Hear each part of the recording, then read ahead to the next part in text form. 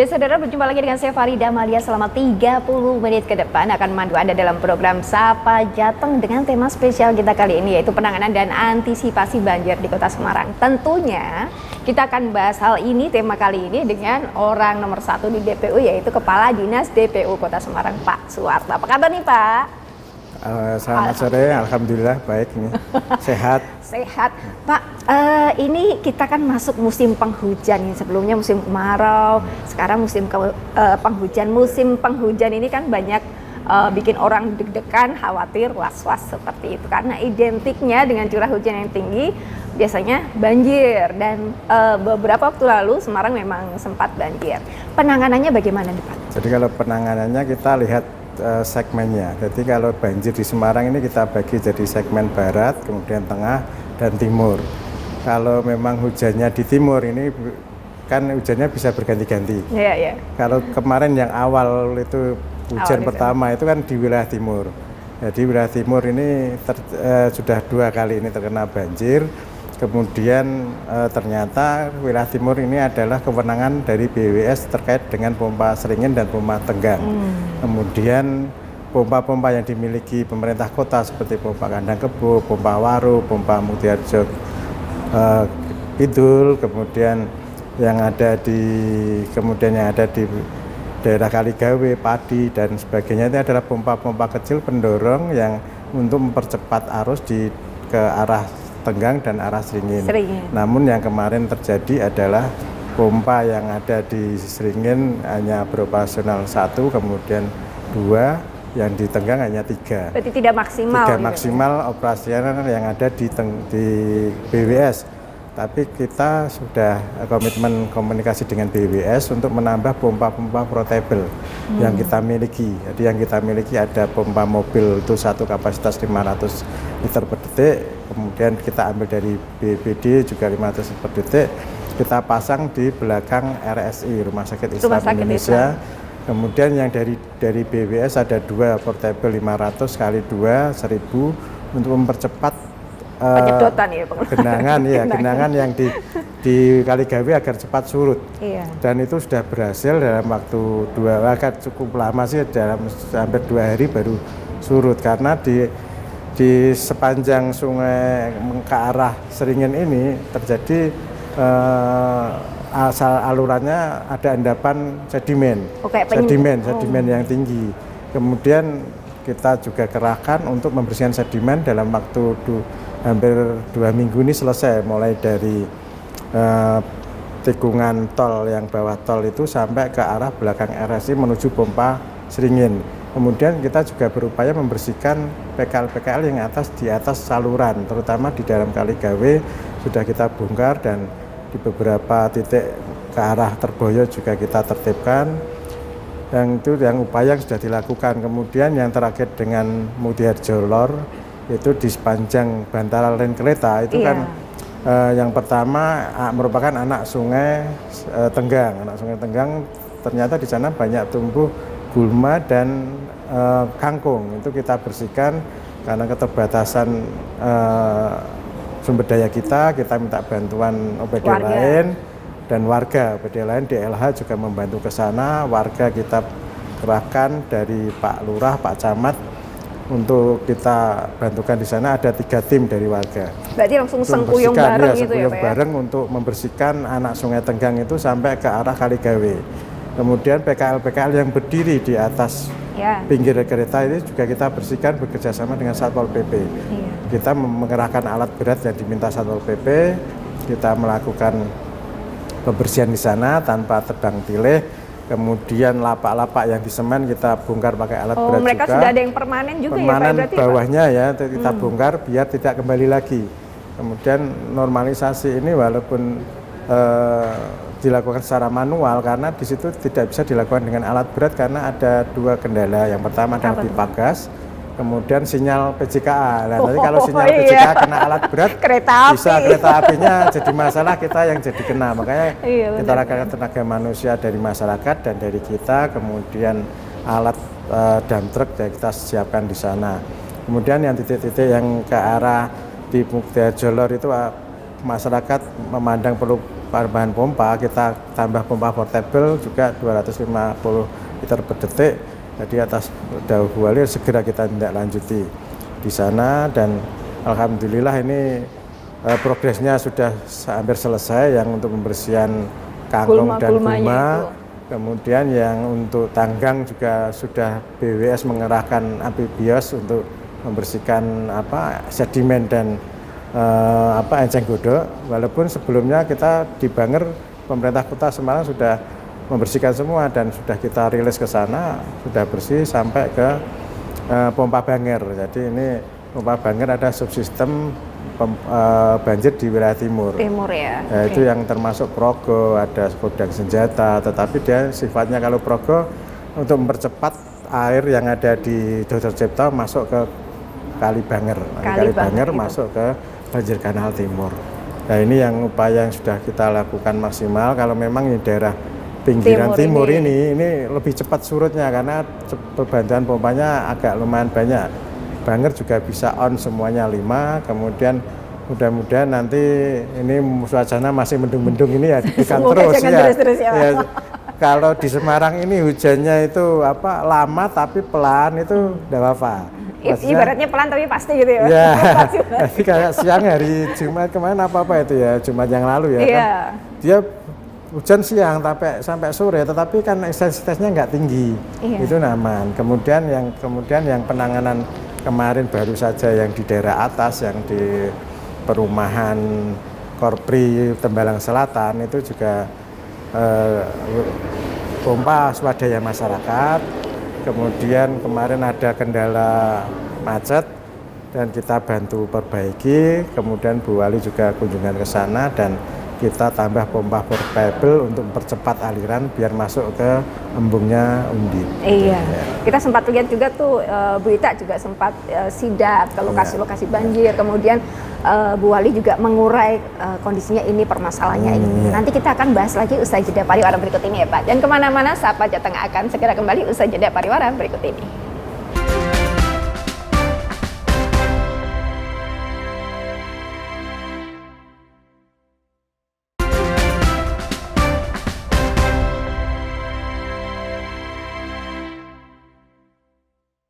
Ya, terima kasih saudara, Anda masih bersama kami dalam program Sapa Jateng dengan tema kita kali ini yaitu antisipasi dan penanganan banjir di Kota Semarang.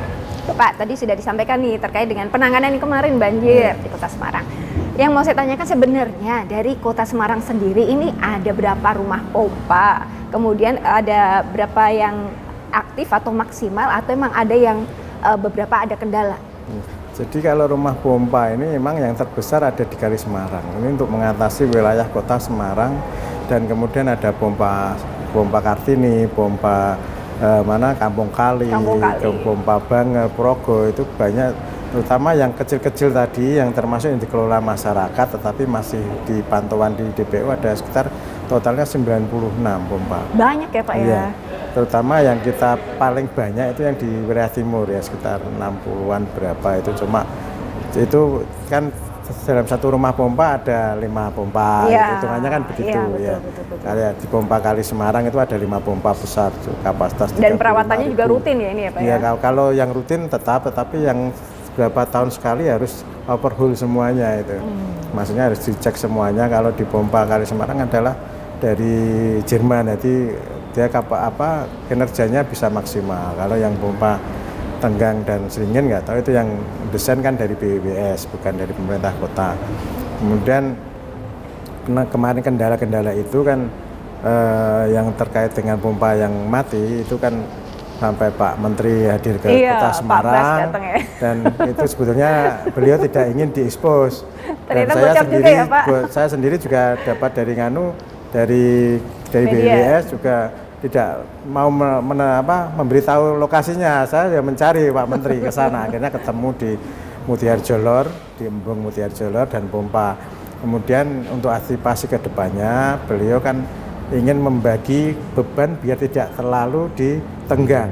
Tidak terporsir di Tenggang. Jadi nanti akan didesain dan dia juga menunjukkan gambar-gambarnya waktu itu.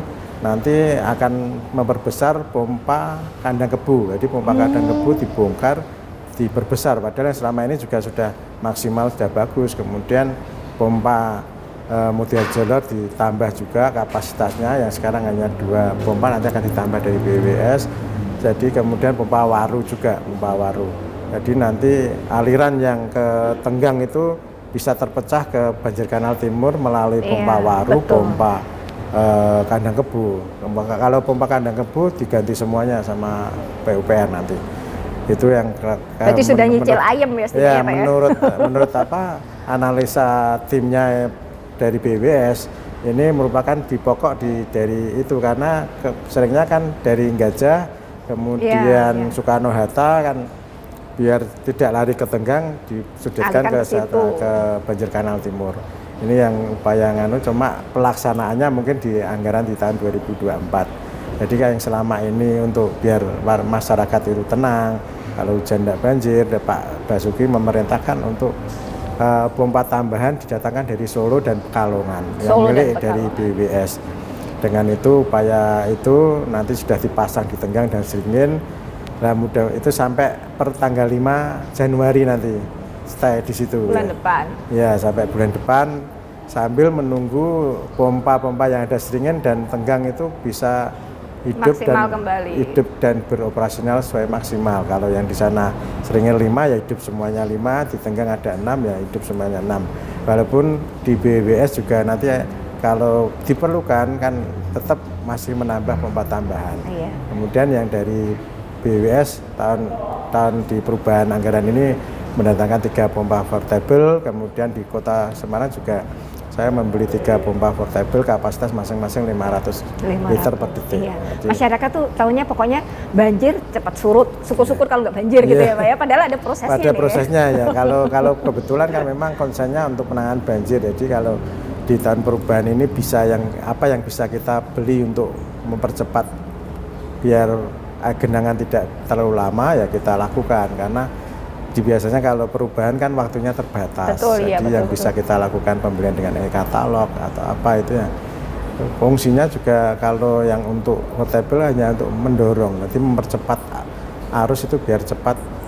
Kalau grativasi kan dia lamban. Nah, jadi dibantu dengan pendorong dengan pakai pompa-pompa tadi. Pak, berarti dengan adanya pompa-pompa nanti berarti yang menjadi langganan misalnya Kaligawe, setidaknya Kaligawe sudah agak aman lah ya. Nah, itu kalau maksimal pompa Sringin bisa maksimal ya nanti bisa. Karena biasanya yang viral situ Pak. Iya, terutama yang di depan RSI itu memang seperti kayak ada cekungan.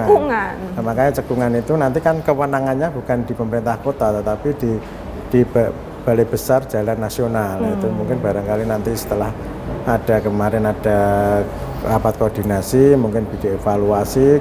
Kan Balai Besar Nasional juga kemarin menurunkan alat berat untuk membantu kita membersihkan saluran yang ada di depan RSI. Di situ juga tidak semuanya bisa dilakukan dengan karena ada saluran pipa gas di saluran. Nah, itu dia yang rawan itu ya Pak ya. Jangan sampai lah. Pipa gas yang ya notabene induknya lah. Iya. Itu kan itunya ditambah lorok pusatnya. Yang dekat pompa Tenggang. Iya. Harus benar-benar ekstra hati-hati gitu. Kemudian yang di ke arah Padiraya itu kan dipecah nanti yang ke Tenggang. Yang daerah Geno itu ya Pak ya? Ya, ke Tenggang sama yang ke arah Sringin. Oh iya. Jadi yang bagi 2? Iya, bagi 2 ya. Di mana di... Ini kalau yang di Semarang Timur. Nah, sekarang kan ada juga yang masyarakat yang kemarin nanyain, ini bagaimana semoga tidak kejadian seperti tahun kemarin ya Pak. Kalau tahun kemarin kan yang banjir besar daerah Dinar itu iya, itu bagaimana Pak? Jadi kalau Dinar itu kan memang kewenangannya di sungainya BWS. Namun kita kan sebagai pemangku wilayah di Semarang ini juga tetap melakukan sinergi dengan BWS. Kita juga melakukan proyek bronjong di sana, kemudian dilanjutkan ke BWS dan dilakukan perkuatan tanggul. Jadi tanggulnya dipertinggi dan dilapisi dengan soil untuk bertahan. Oke, itu yang untuk di sana. Kita akan lanjutkan Pak. Nanti kita akan bahas lagi terkait dengan itu usai jeda pariwara berikut ini.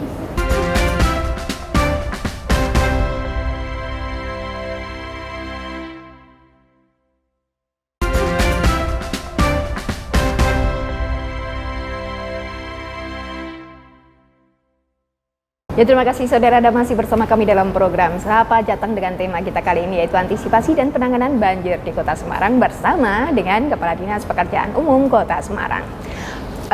Pak Suharto tadi sudah disampaikan untuk yang di Narmas tadi ya penanganannya, jadi antisipasinya sudah ada yang beronjong itu baik dari DPU maupun dari BPBS juga.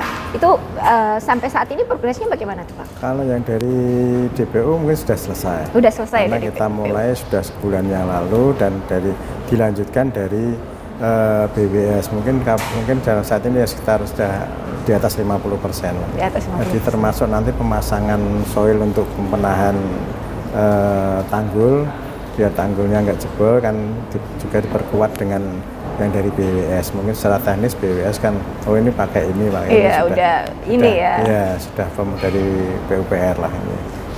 Berarti sudah setidaknya masyarakat sudah semoga ayem lah, tidak was-was ya Pak. Yang penting kan jangan was-was dulu, takutnya paranoid.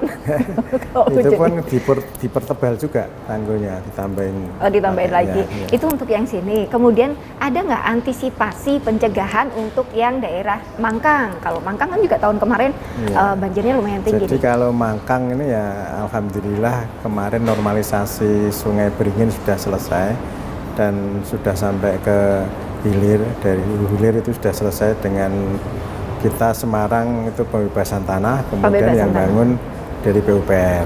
Tinggal satu jembatan kereta yang mungkin masih di bawah masih kurang tinggi lah, itu yang memang agak kesulitan di sana. Kemudian untuk yang Sungai Plumbon rencana tahun depan kan dipernormalisasi sekalian, jadi sekalian biar satu paket gitu ya. Satu paket untuk itu Semarang juga kebagian untuk pembebasan tanah. Kemudian untuk sekalian tahun depan untuk peninggian jembatan Beringin. Jadi kalau itu kan Beringin jembatan yang di Sungai Beringin masih rendah, nanti kita anggarkan di 2024 pembebasan tanah. Kemudian nanti Balai Besar Jalan akan melakukan pembangunan. Nah itu 2024. Antisipasi 2023 ini semoga sih tidak terjadi hujan tinggi ya Pak ya, karena Desember kan tadi informasinya dari yang kita dapat Desember sepertinya hujannya belum puncaknya Januari Februari. Semoga sih jangan sampai banjir. Antisipasinya apa Pak untuk yang 2023 kalau ini di daerah barat lebih ke gravifikasi karena di sana tidak pompa, konturnya kan memang lebih dari atas ke bawah. Cekungan. Beda kalau yang daerah timur lebih datar. Ini yang beda antara barat dan timur. Ya. Jadi kita hanya mengandalkan gravitasi saja dan mudah-mudahan dengan normalisasi selesai ini tidak akan meminimalisasi genangan di sana lah. Iya, tidak seperti sebelumnya ya Pak sebelumnya yang masih kecil itu. Pak Suharto, yang mau saya tanyakan, kendala yang dihadapi oleh pihak DPU dalam menangani banjirnya apa sih Pak? Sepertinya pasti ada kan kendala. Cuma kan masyarakat nggak tahu, pokoknya tahunya itu kerjanya DPU. Kendalanya apa nih Pak? Jadi kendalanya ini kan luasnya assessment arealnya ini kan besar. Jadi yang terutama yang daerah timur, saya nyebut timur terus karena selama ini kan pompanya juga belum maksimal antara wilayah dan pompa. Sebetulnya kalau Semarang aja sudah 35.000 dengan assessment area itu kalau di timur 3 kali lipat di wilayah tengah. Ya, karena di sana sekitar baru 30.000. Harusnya di sana itu kapasitasnya 90.000 liter per detik. Nah, itu yang nanti Pak Menteri tadi itu ya Pak ya? Pak Menteri sudah ada di sana biar tidak concern ke sana dipecah-pecah itu. Selain nanti menunggu tahun 2025 ada polder raksasa di Tambak Lorok, totalnya 250 hektar. Mudah-mudahan 2024 nanti sudah selesai dan pompanya juga mumpuni di sana dan masyarakat di wilayah timur dapat menikmati tidak banjir lagi. Iya, sudah ayam gitu ya Pak ya. Semoga kan kalau hambatannya yang lain ya itu banyak sampah di saluran. Iya. Kemudian kemarin waktu kita sidak juga ditemukan sampah itu. Sampahnya macam-macam, ada kasur, ada kulkas, itu bukan sampah ya. Kasur dibuang sembarangan. Kalau kita yang punya spring bed sudah lama kan ini buangin ini pas banjir ya langsung dibuang. Itu ada benar-benar itu teman-teman ya cerita itu sudah itu yang kendala yang berat. Kemudian Enceng Gondok ini perkembangannya cukup pesat. 2 minggu aja pertumbuhan walaupun sudah kita bersihkan 2 minggu sudah penuh lagi. Ini yang perlu terobosan-terobosan untuk memanfaatkan eceng gondok ini bisa berfungsi untuk menimbulkan ekonomi lah, masa nilai bikin ekonomi kerajinan ya, atau apa gitu gitu. ya. Selama ini kan Seperti hanya yang kita ambil buang. Iya. Nah, kenapa di situ lebih cepat berkembang katanya itu dari penelitian karena di saluran itu kan ada pupuk-pupuk dari hewan, Yang manusia, macam-macam itu. ada air seni, ada itu. Nah, itu lebih cepat ternyata dengan itu. Makanya dengan ada yang bioenzim itu katanya bisa menghambat itu belum kita coba. Ya selama ini ya hambatannya itu hanya gulma tadi kemudian. Berarti harus selama ini ya tetap rutin di ini aja ya Pak ya? Rutin sudah kita lakukan, tapi kecepatan sama jumlah personel yang ada itu tidak seimbang. Ada keterbatasan. Kemudian jumlah sungai yang ada, saluran yang ada di Semarang kan juga di wilayah timur terutama cukup banyak. Kalau yang sudah di wilayah tengah ini konektivitasnya bagus, kemudian pompa-pompanya sudah bisa optimal mumpuni semua itu ya. Yang jadi PR berarti Semarang Timur nih? Ya ini Semarang Timur, dan kemudian kan kemarin juga tinjauannya Pak Menteri kan di Semarang Timur. Iya. Dan memang konturnya itu karena ada land subsiden ini juga memperparah. Land subsiden ini antara 8 sampai 10% per tahun. Waduh. Nah, itu yang juga menjadikan catatan tersendiri. Makanya nanti permukaan Kota Semarang akan lebih rendah dari permukaan air laut. Dan nanti seperti kan kayak kemarin tahun lalu kan di Marina itu kan permukaan airnya lebih tinggi. Iya, itu. Dia langsung jebol ya langsung kayak semoga tumpah, aja gitu ya. bisa diatasi lah ya Nah, Pak itu ya. nanti upaya-upaya itu tetap kita maksimalkan selaku pemangku di Kota Semarang ini dengan arahan Bu Wali Kota yang gesit terhadap untuk ada genangan langsung gimana caranya, apa yang bisa kita lakukan, seperti yang kemarin terakhir kan yang tinjauan di Tembalang itu kan ini tambah pompa ini dicek pelebaran itu. Nah itu beliau itu concern terhadap masalah genangan supaya ya masyarakat lebih tenang dan nyaman gitu masyarakat ya Pak ya, karena sekarang masyarakat kan nyaman, ini langsung komplain langsung viral karena itu yang dirasakan masyarakat. Oke. Himbauan yang mau disampaikan Pak Suwarto pada masyarakat. Jadi kalau himbauannya ya masyarakat tuh lebih merubah cara hidupnya yang biasa membuang sampah, jangan membuang sampah di saluran. Kemudian yang kedua di masyarakat itu untuk digalakkan gotong royong, membersihkan saluran. Nanti semuanya kan semuanya kan tidak bisa dilakukan oleh pemerintah. Yang kecil-kecil mungkin masyarakat tetap melakukan gotong royong dan untuk membersihkan saluran di musim hujan ini. Sebetulnya pembersihannya sebelum musim hujan. Jauh-jauh hari sudah ada ya Pak ya. Sampahnya ya masih terus. Makanya kalau setiap pompa kan ada screen untuk menghalang sampah. Itu maksudnya supaya nanti sampah tidak masuk ke pompa dan ada penyaringan, ada filternya. Dan kita yang membersihkan itu biasanya bisa 1 dam, 2 dam itu di rumah pompa itu. Kalau di sana kan ada standby petugasnya ya. Itu himbauannya yaitu masyarakat ya jaga kebersihan, tidak membuang sampah sembarangan, kerja bakti digalakan lagi ya. Itu kan untuk kepentingan kita semuanya. Kita juga menghimbau masyarakat tetap ini ajalah membantu sesama gitu ya Pak ya, maksudnya jangan saling menyalahkan. Kalau bisa ya ayo bersama-sama seperti tadi membersihkan gulma ayo sengkuyung bareng. Karena tadi Pak Suwarto menyampaikan bahwa ada keterbatasan antara petugas, jumlah petugas dengan cover area yang harus diatasi. Itu masyarakat ya perlu tadi ikut sertakan masyarakat, pemberdayaan masyarakat juga kan kegotorongan masyarakat. Sama-sama ngopeni ya. Sama-sama memiliki gitu ya Pak ya. Oke, Pak Suwarto sebenarnya masih banyak hal yang mau saya tanyakan terkait dengan antisipasi dan penanganan banjir yang ada di Kota Semarang ini, tapi tidak terasa karena waktunya Pak sudah 30 menit. Next nanti semoga 2024 tidak ada banjir lagi dan 2023 ini genangan sudah mulai berkurang gitu ya. Oke. Terima kasih Pak Warto atas waktunya, dan saudara, demikian tadi perbincangan kita dengan Kepala Dinas Pekerjaan Umum Kota Semarang. Semoga informasi perbincangan ini bisa memberikan informasi bagi kita semua. Saya Farida Amalia, mewakili kerabat kerja yang bertugas, mengucapkan terima kasih atas perhatian Anda. Kompas TV, independen, terpercaya.